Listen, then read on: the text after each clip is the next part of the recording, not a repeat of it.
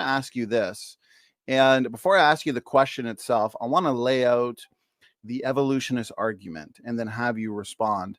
And so basically, the evolutionist camp, they will argue that they're not necessarily looking for an ancestor to humans when it comes to the hominid fossil record, but of a species that is morphologically intermediate between two closely related lineages, right? So in this case, humans and chimpanzees. And they'll say that this species has to share characteristics from either or both, with some of those features looking part way between the two. And so the question is, therefore, they argue that this is the case with Lucy and the Australopithecines that you've been discussing for the past little while. In your opinion, what's a good way to respond to that claim? Well, I think the last person I quoted there was Charles Oxnard, who examined them, and he found that they differed as much or more from both humans and apes, the Australopithecines, then basically so they were more different from humans and apes than humans are. So basically, they're kind of out there on a very different. So they're very different for both humans and apes. They're not in between. If you understand, let me go back to the quote. He's like I said, he's a hostile witness, but he's a very accomplished. But he's saying so. In each case, although initial studies suggest that the fossils are similar to humans, or at worst intermediate between humans and African apes, study of the complete evidence readily shows that the reality is otherwise. These fossils clearly differ more from humans and African apes than these two living groups from each other. The Australopithecines are unique. So he's examined sort of humeri, ankle bones, metacarpals of Australopithecines. So basically, that they're not kind of an intermediate. Basically, that's what his findings. So basically, I'd say that they're not intermediate. And the thing is, there's another thing. So say like the Australopithecines, they were capable of some upright walking. I don't know how evolutionists say they were habitual, obligatory bipedalists or whatever. I think that's very unlikely, because that I don't see if you're built for living in the trees and your pelvis isn't that stable when you're standing erect, and clearly your feet were designed for long curved toes, and it seems like it had some sort of divergence in the toes.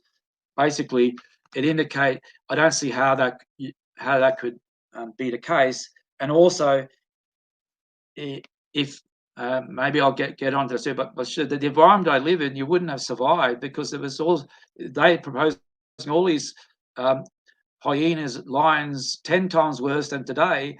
So if anyone basically got from the trees and wandered too far, basically just be part of a buffet, a Pliocene buffet or something like that. Because they'd be the main course, because they would not be able to run lions, hyenas, or other these predators.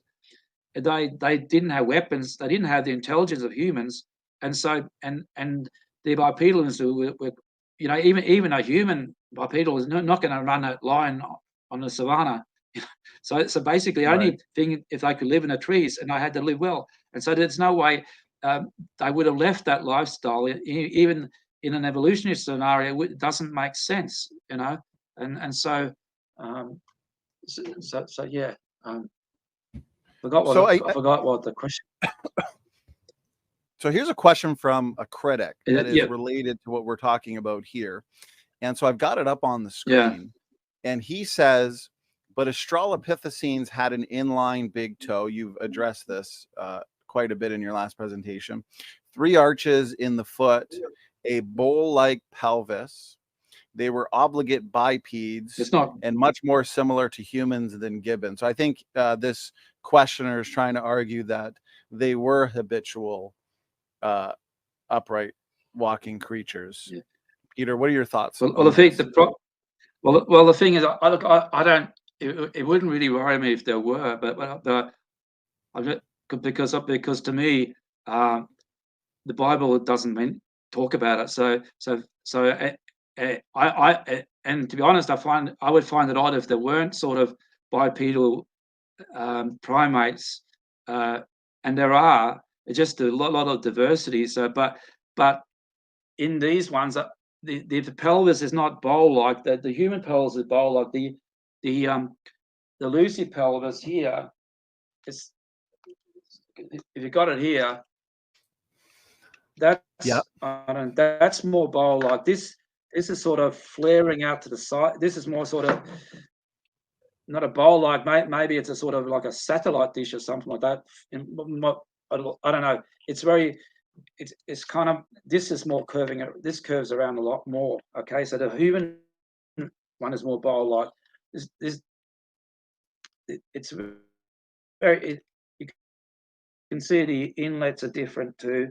But the thing is, it's not really that I wouldn't call it bowl-like, and so, and the thing about the arches, that if you read it, and I'm just looking at the evolutionist papers, I'm not quoting my own paper or anyone else, that the evidence for an arch is ambiguous. There is no real evidence. The only evidence is the Lyell footprints, and I might get to that, but to me there's two footprints there, and I believe there is a footprint there, but it's not the site G and S ones. That it's site A. I believe site A footprints indicates there was a bipedal apish creature with a divergent toe walking there to some degree, and maybe I should show these, and maybe that because that, and that's where the inline thing of the big toe comes too, from the site G and S footprints, which I believe are humans. So shall I just talk about the Lyell footprints a bit then? Yes, I think that's a great idea. This is a good segue.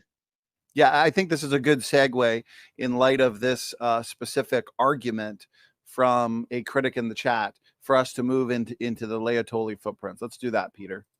Yep. And so when you're ready, I can put I'll go up to your the Lyell slides footprints, again. and I'll just get the where we are. Okay. There we go. So basically, here you have the Lyell footprints from Tanzania, and so you have I think on the left is it's a site G footprint. Now there's also a trail called site S, which is similar as well, and basically they're the ones that are very human-like. And then you have this thing on the right. Now these were found a long time ago, but they couldn't interpret them, and so they were kind of went into obscurity. But recently, again, to his credit, De Silva has looked at them, and these are site A footprints. But you notice there that they're not; these two aren't made by the same creature. Okay, so it sort of had a more broader foot, shorter, not as you know, the site A was more broader, and you can see it indicates that the toe sort of must have stuck out a bit to create that sort of impression. And so basically, if you look at the site G foot, the human-like one. So here's an expert, Russell Tuttle. He examined the best individual prints from the site G footprint trails, or the casts of them. And basically, so these are dated to in the evolutionary timeline to 3.66 million years ago. And he says the earliest definitive evidence for obligate, obligate means that, you know, that's the primary form of walking. The earliest definitive evidence for obligate hominid bipedalism that are from Tanzania and are these footprint trails. In all observable features of foot shape and walking pattern, the three creatures that made the trails are indistinguishable from modern, habitually barefoot human beings walking at a leisurely pace. Indeed, if the prints were undated, or if they had come from a younger time period, they probably would be designated Homo. And so there, if you want to have the most obvious, the simplest, parsimonious explanation is, if they look human and indistinguishable from human footprints, perhaps they are human footprints. Okay, so that's sort of, but of course you cannot have in the evolutionist timeline, you cannot have humans walking around 3.66 million years ago. The whole story would collapse. Okay, so they cannot have humans there. So basically, but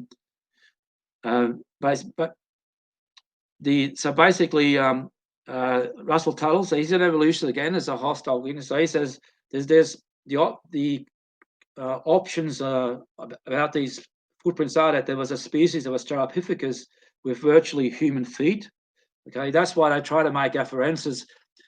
I think the revisionists try to make afferences as foot bones as human as possible, interpret them as human as possible, because then I can say that they made these footprints, and that's the going theory. Or Homo, that it was present at Latolia 3.66 million years ago. Again, with Homo, you always have to be a little bit careful when evolutionists use the term Homo. What do they mean? Because early Homo means essentially Australopithecines, okay? And even Homo habilis, or sometimes if they're talking about Homo habilis sensu stricto, which is Homo habilis interpreted narratively, then they would put another species, Homo rudolfensis, but they're still I believe they're still Australopithecines, and even evolutionists put them into some reclassify them as belonging to the Australopithecines or some other genus. So you have to be very careful. Don't assume that they are humans like us when they say Homo. They could be, but I know the one evolutionist, when they're talking about when he even uses the word human, he refers to anything in Homo. So that could be Homo habilis or something like that. So which is not human. So you have to be very careful in interpreting that. But anyhow, so he says it could be a Homo was present at Latolia around 3.66 million years ago. Now, so and the trackways were made by an anonymous genus for which you have no skeletal remains. Okay, so basically, he says the first of three options are the most likely, given that the track weights date to 3.66 million years ago. So again, it's the date that is the problem. If these were dated some million years later, no problem accepting humans would make them.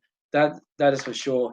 And there's all, and we talked about this significantly in episode 1, where you really focused on the Australopithecines and Lucy. So I do want to recommend anybody in the audience who hasn't yet seen part 1 and 2, please go check those out. But maybe we'll start to wrap it up with this, because I know it's an important one. People are always wondering about the Australopithecines and Lucy, and you've done such excellent work. I think you have some of the best answers on Lucy out there, Peter. And so basically, here's the question. If gibbons walk upright today, right, they're walk bipedal, could other primates in the past, like Lucy, Australopithecus afarensis, have also walked upright, even if dissimilar to the way we as humans today walk upright? Yes. That's what I discussed. It's not a big deal. The anatomy, like I said, that it indicates, like if you look at the sacrum and stuff, it probably wasn't even evolutionists. I discussed this. It's sort of the center of the body, of the top of the sacrum was very small and wasn't seemed like designed to get the upright up to carry the loads of upright walking constantly. And some of the features on the sacrum indicating the ligaments that bind the sacrum and ischium together, the sacrotuberous ligaments, they when they stand upright, they kind of sort of keep the sacroiliac joint stable, which is necessary for upright posture. Again, these ligaments, the features on the sacrum indicates they were weakly developed, which again means probably they weren't, the posture standing upright or walking upright wasn't that well established. So I think they mainly, so that was Lucy's that was Lucy's sacrum part of its pelvis. So I think they did optionally upright. I mean, you think about it. God creates these primates with 2 legs. He didn't create them just to walk on their hands or their head. He designed them also to walk, use their feet to walk in some capacity. So it shouldn't be. So it's not evidence for evolution if I use their feet.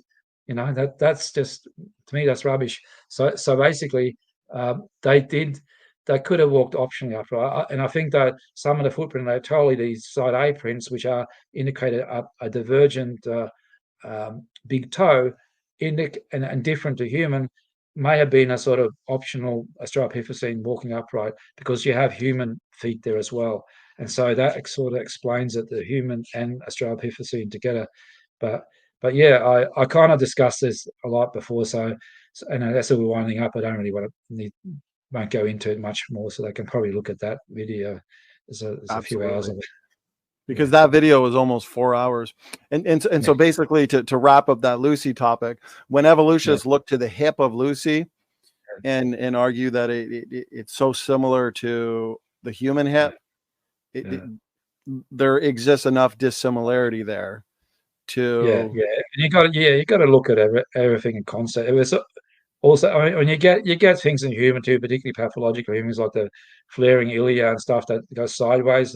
In the Lucy, they're really flared sideways, and the ilia, they're not, the surface is not concave. It's like that doesn't curve like it's more flat. So that there is significant difference, and they're very small. So if Lucy were a human, it would have been like a hobbit. So it's like finding a hobbit in the middle of the desert somewhere, because it was a really small in size. So the probability of that being humans really diminishes, and it was an adult. And then you got to look at its legs, and the female and other features of his body. Its cranium was like very apish. So I think people get too hung up. I don't know why, but people get so hung up on this. It's a no-brainer. It probably walked optionally upright, like gibbons do. I don't know if it was any better than a gibbon walking upright, to be honest. And I know gibbons were better than chimps. So that's so being better than a chimp is not a great bar, to be better than a chimp. Right. It doesn't equate any kind of relationship. So you've done some excellent job on Lucy and the Australopithecines in general.